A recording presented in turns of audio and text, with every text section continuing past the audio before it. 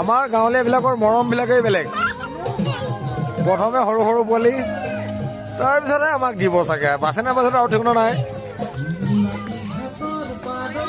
আৰু আমাৰ গাঁৱলীয়া মাইকী মানুহবিলাকে বেছি লাজ কৰে বাৰু, এনেকৈ ভিডিঅ' কৰাৰ লগে লগে সিফালে সিফালে চব ঘূৰি দিয়ে।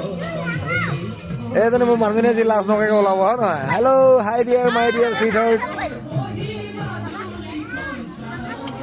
পইচাটো